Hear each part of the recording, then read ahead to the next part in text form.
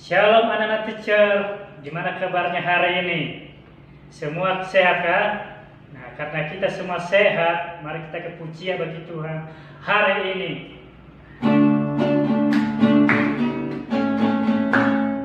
Hari ini harinya Tuhan, hari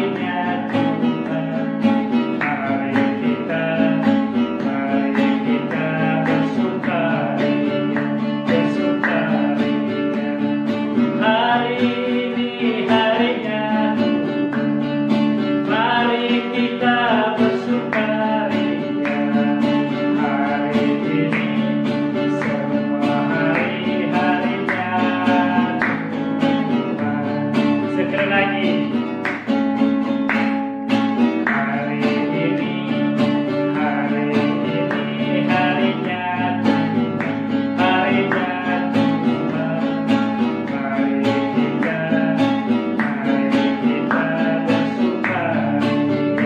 bersukaria. Hari ini harinya Tuhan, mari kita bersukaria. Hari ini semua harinya Tuhan, harinya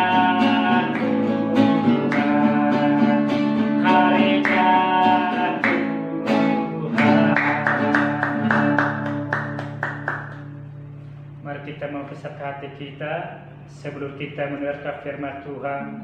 Mari kita kepujian bagi Tuhan. Bapa, Engkau baik.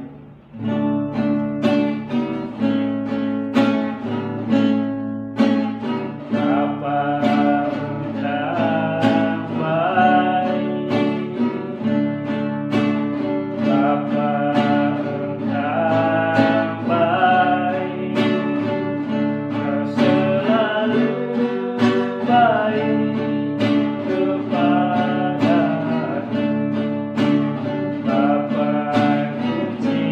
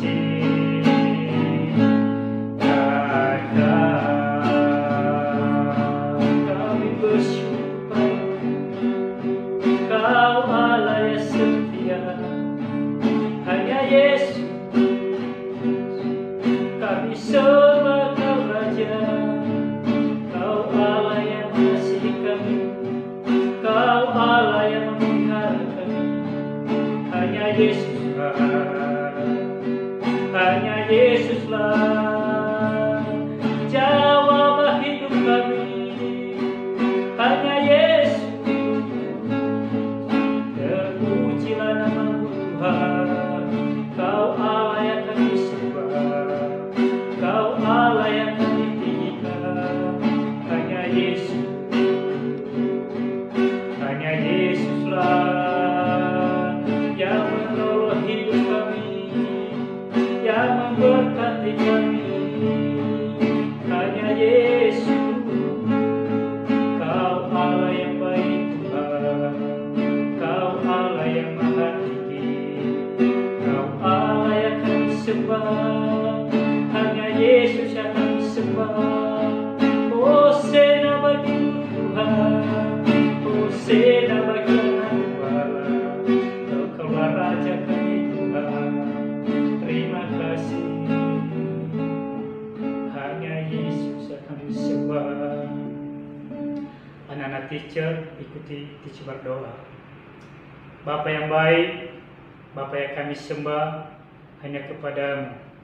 Bapa di surga, sebentar lagi anak-anak-Mu kami mau mendengarkan cerita firman.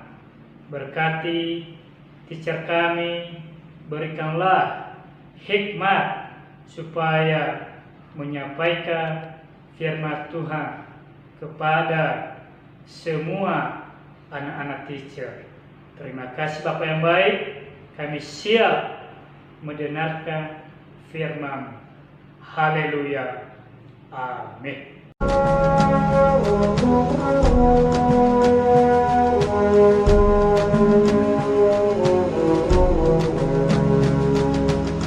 Kemudian berangkatlah orang Israel dan berkemah di daratan Moab, di daerah seberang sungai Yordan dekat Yeriko. Adapun pada waktu itu Balak bin Zipor menjadi raja Moab. Maka sangat gentarlah dan takutlah orang Moab, karena orang Israel jumlahnya banyak.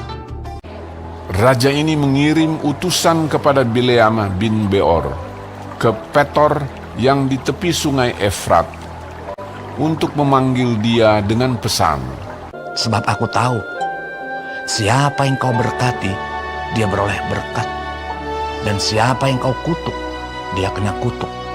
Datanglah dan kutuk bangsa itu bagiku, sebab mereka lebih kuat daripadaku.